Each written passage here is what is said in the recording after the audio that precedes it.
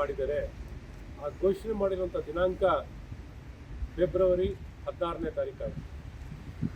ಹಾಗಾಗಿ ಫೆಬ್ರವರಿ 16ನೇ ತಾರೀಕು by election ಇದೆ ವಿಧಾನ ಪರಿಷತ್ತಿನ ಶಿಕ್ಷಕರ ಕ್ಷೇತ್ರಕ್ಕೆ.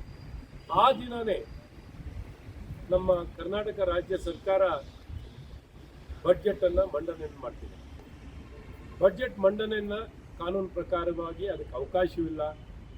ಮಾಡೆಲ್ ಕೋಡ್ ಆಫ್ ಕಂಡಕ್ಟಿನ ಪ್ರಕಾರವಾಗಿ, ಎಲೆಕ್ಷನ್ ಕಮಿಷನ್ನ ನಿಯಮದ ಪ್ರಕಾರವಾಗಿ, ಪೀಪಲ್ ರೆಪ್ರೆಸೆಂಟೇಷನ್ ಆ್ಯಕ್ಟಿನ ಪ್ರಕಾರವಾಗಿ ಅದಕ್ಕೆ ಅವಕಾಶ ಇಲ್ಲ. ಹಾಗಾಗಿ ಈಗಾಗಲೇ ರಾಜ್ಯಪಾಲರ ಗಮನಕ್ಕೆ ತರುವಂಥದ್ದಾಗಿದೆ.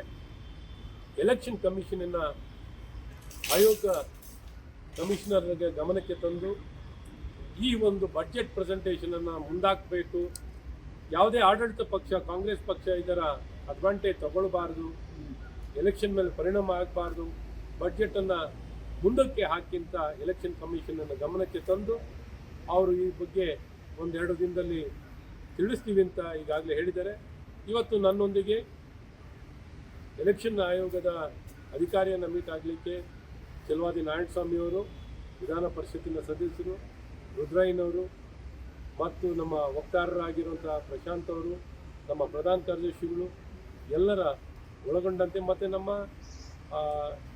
ಏನು ಕಾನೂನು ಪ್ರಕೋಷ್ಠದ ಸಂಚಾಲಕರಾಗಿರುವಂಥ ಯೋಗೇಂದ್ರವರು ಎಲ್ಲರ ಒಳಗೊಂಡಂತೆ ಬಂದು ನಾವು ಇವತ್ತು ನಮ್ಮ ಮನವಿಯನ್ನು ಸಲ್ಲಿಸಿದ್ದೀವಿ ಸನ್ಮಾನ್ಯ ಎಲೆಕ್ಷನ್ ಕಮಿಷನ್ ಆಯುಕ್ತರಿಗೆ.